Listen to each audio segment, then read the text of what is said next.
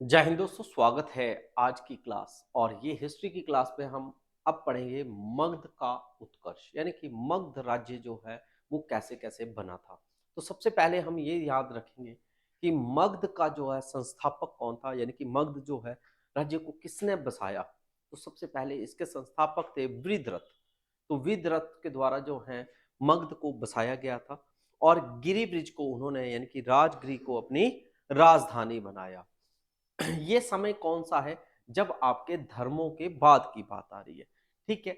इसमें हर्यक वंश का जो संस्थापक है वो बिंबिसार थे, जिन्होंने 545 ईस्वी में मगध में की जो राज्य है उसकी गद्दी पर बैठा और उसने टोटल टोटल 52 वर्षों तक शासन भी किया था। ठीक है जी। बिंबिसार ने जो है राष्ट्रीय निर्माण अपना किया और उसे अपनी राजधानी भी बनाया।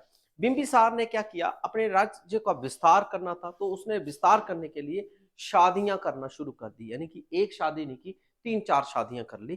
तो उससे क्या हुआ, उसका विस्तार जो है वो ज्यादा बढ़ गया। एग्जाम्पल के लिए जैसे अगर हम एक शादी करते हैं तो हमारे जिससे हम शादी करेंगे उसके रिलेटिव्स हमारे क्या हो जाएंगे, नॉन हो जाएंगे। ठीक हो गया। अगर हमने दो शादियां कर ली तो कितने नॉन हो गए, ऐसे अगर हमने 10 कर ली तो कितने नाउन हो गए। ठीक है। यानी कि हमारा जो होता है साम्राज्य, यानी कि हमारा जो नॉलेज होता है वो बढ़ जाता है, या हम किसी के साथ कनेक्टिविटी में क्या आ जाते हैं, ज्यादा आ जाते हैं। तो इन्होंने भी क्या किया, विवाहिक संबंधों का जो है सहारा लिया और साथ में जो है ये इन्होंने जो है कौशल नरेश जो थे, जो प्रसेनजित नाम था, ठीक है, उनकी बहन के साथ विशाली यानी कि चेतक की जो पुत्री थी, चेलना नाम था, उसके साथ, और पंजाब की राजकुमारी शेम भद्रा के साथ भी शादी की, यानी कि तीन चार शादियां कर ली अलग अलग प्लेसेस पे। ठीक है जी। इसके बाद 483 ईस्वी में जो है बिंबिसार की जो है वो हत्या कर दी अजात शत्रु ने। अजात शत्रु मतलब उसी का पुत्र था, उसने अपने बाप की हत्या की और वो खुद जाकर वो क्या कर गया, गद्दी पर बैठ गया। इसके बाद उसने जो है विशाली की लिच्छवियों को पराजित किया, यानी कि लिच्छवी राज्य के जितने भी जो थे शासक थे उनको हराया, और साथ में काशी विविज संघ जो उसके साथ के थे उन सबको हराकर जो है उसने अपना साम्राज्य में मिला लिया। यानी कि वो उग्रवादी टाइप का, यानी कि उग्र स्वभाव का बंदा था, जिसने अपने विस्तार कैसे किया, लड़ कर किया। पिता की तरह नहीं किया कि शादियां की और साथ में अपना साम्राज्य बढ़ाया। अजात शत्रु जो अजात शत्रु था, तो उसी के समय में जो है बौद्ध धर्म की पहली संगति बिठाई गई।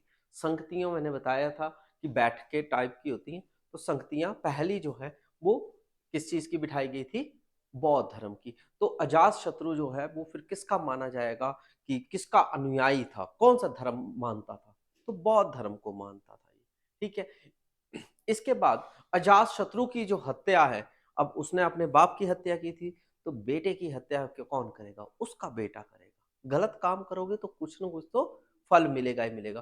तो अजात शत्रु की भी हत्या उसी के बेटे ने, उदाइन ने कर दी। तो उदाइन ने जब हत्या की तो उसको पितृ हंता, यानी कि पितृ पिता की हत्या करने वाला कहलाया गया। और उसने क्या किया कि उसने गंगा और सोन नदियों के संगम पर, जहां पर गंगा नदी और सोन नदी मिलती है, ठीक है, यानी कि पटना की बात कर रहे हैं एट प्रेजेंट, पाटलिपुत्र जो है पुराना नाम है, तो उसकी उसने स्थापना की और उसे ही अपनी राजधानी भी बना लिया। बाद में उदाइन जो था उसने नहीं बौद्ध धर्म को अपनाया, और अजात शत्रु ने किसको अपनाया, बौद्ध धर्म को। मगर उसका जब बेटा आया तो उसने जैन धर्म को अपनाया। कौन से धर्म को, जैन धर्म को अपनाया। और इसी प्रकार से हर्यक वंश का जो है अंतिम शासक यानी कि उदाइन ही रहा। क्यों? क्योंकि जो उसका रिलेटिव था शशुनाग, ठीक है, उसने उसकी जो है 412 ईस्वी में जो है उसे गद्दी से हटा दिया और उसने जो है शिशुनाग वंश की स्थापना कर दी। यानी कि हर्यक वंश के संस्थापक कौन थे, तो वो थे बिंबिसार। उसके बाद कौन आया जी, एक बार रिवाइज कर लेते हैं। बिंबिसार आए। बिंबिसार को की हत्या किसने की, अजात शत्रु ने। अजात शत्रु ने हत्या की और वो खुद बैठ गया। मगर अजातशत्रु ने कौन सा धर्म अपनाया? बौद्ध धर्म अपनाया। और बौद्ध धर्म जैसे उसने अपनाया और उसके बाद उसने अपना साम्राज्य कैसे विस्तार किया? लड़कर विस्तार किया और उसको बढ़ाया। मगर कुछ टाइम के बाद जब उसका बेटा बैठा गद्दी पे, तो वो कैसे बैठा? अपने पिता की को हटाकर बैठा था, उदाइन को। ठीक है जी। तो उदाइन जब आ गया तो वो लास्ट जो है उदाइन अजो मतलब अशो अजात शत्रु को हटाकर जब उदाइन बैठा तो उसने जो है वो क्या किया कि वो लास्ट रहा, क्योंकि उसका ही रिलेटिव था कौन? शिशुनाग। और शिशुनाग ने जो है उसको हटाया और वो खुद बैठ गया और शिशुनाग वंश की स्थापना कर दी। और शिशुनाग वंश की जब स्थापना की तो शिशुनाग ने उसे अपनी मतलब पाटलिपुत्र से राजधानी, यानी पाटलिपुत्र मतलब पटना से अपनी राजधानी हटाई और उसने कहां पर? विशाली में जो है वो अपनी राजधानी बना दिया। बाद में उसके उत्तराधिकारी कौन बना? कालाशोक। किसका ये बना था जी? कालाशोक। ये बना जी शिशुनाग का। ठीक है जी। कालाशोक आया, उसने भी पाटलिपुत्र को ही अपनी फिर से राजधानी बना दिया, यानी कि वापस ले आया। और शिशुनाग वंश का जो अंतिम शासक था वो नंदीवर्धन था। कौन था? नंदीवर्धन था। इन्हें इन्हें हम महानंदिन भी कहते हैं। ठीक है जी, अलग अलग नामों से बुलाते हैं।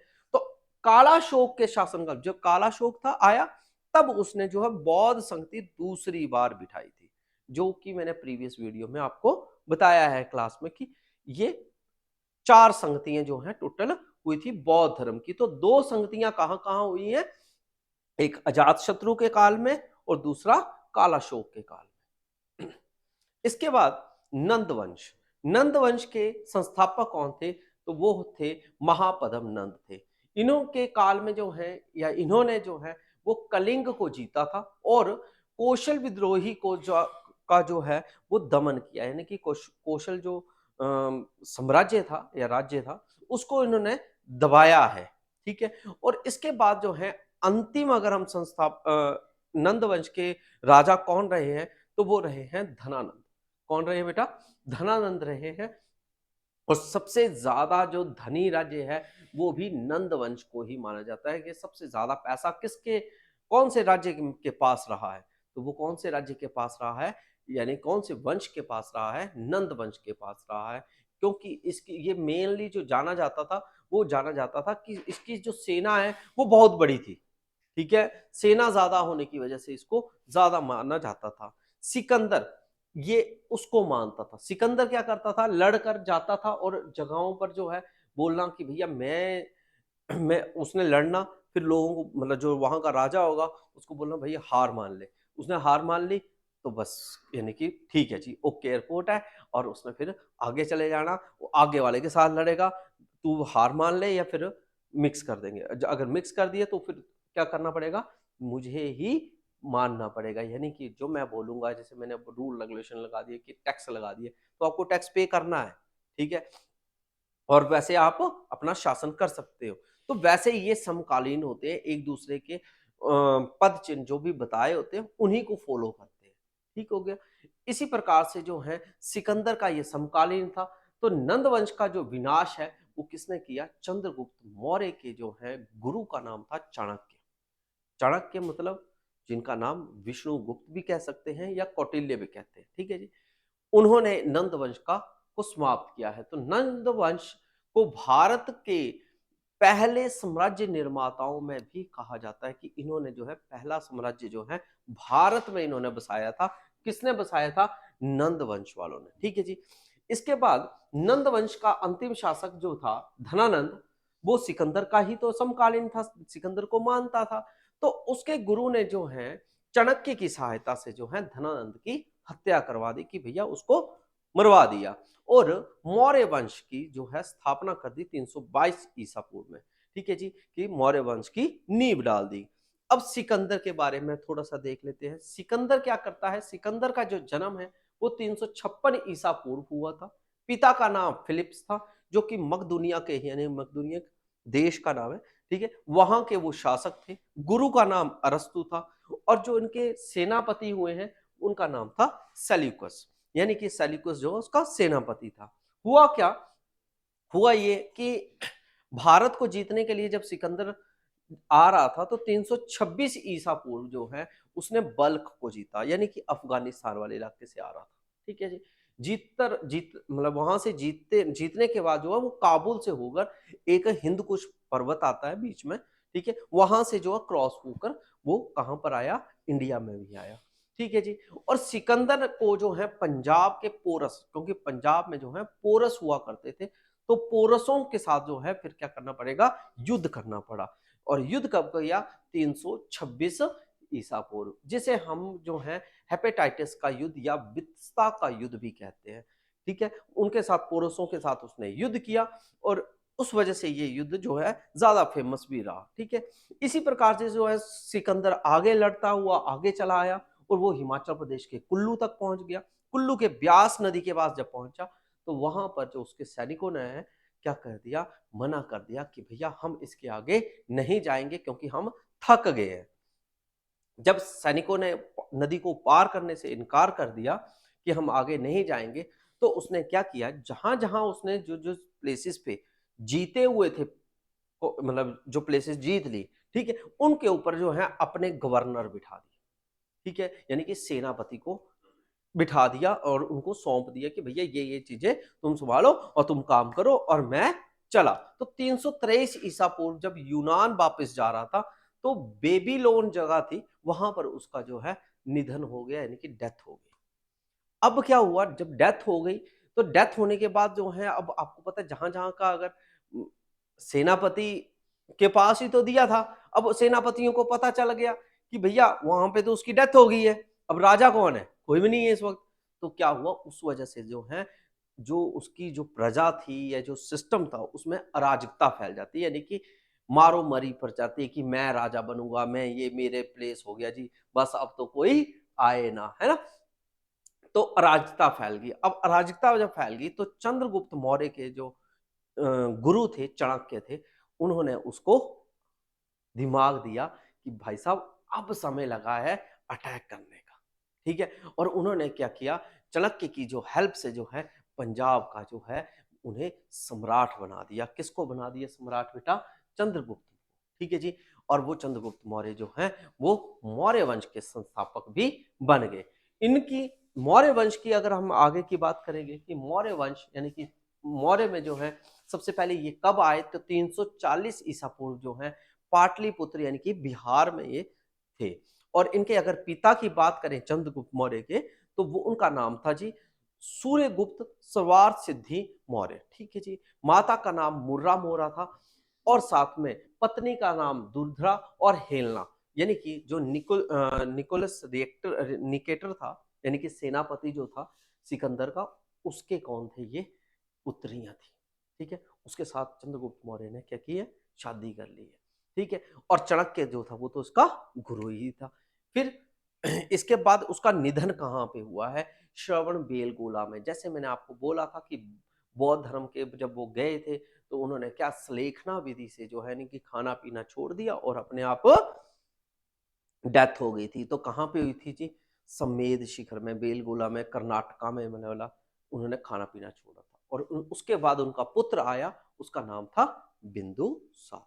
ठीक है, तो इसमें हम अब इसके बारे में ही देखेंगे कि जब चंद्रगुप्त मौर्य ने जैनी जो थे गुरु भद्रबाहु से जैन धर्म की जब दीक्षा ली, यानी कि चंद्रगुप्त मौर्य भी किसको कौन सा धर्म अपनाया था, मौर्य सॉरी अपना जैन धर्म अपनाया था। ठीक है, और श्रवण बेलगोला में 297 ईसा पूर्व 297 में उन्होंने अपना शरीर त्याग दिया, यानी कि खाना पीना छोड़ दिया था।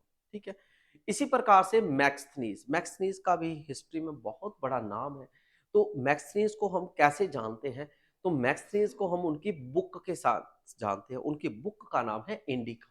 तो उन्होंने कौन सी किताब लिखी थी, इंडिका किताब लिखी है, जो कि चंद्रगुप्त मौर्य के दरबार में ही रहते थे। कौन, मैक्सथनीज।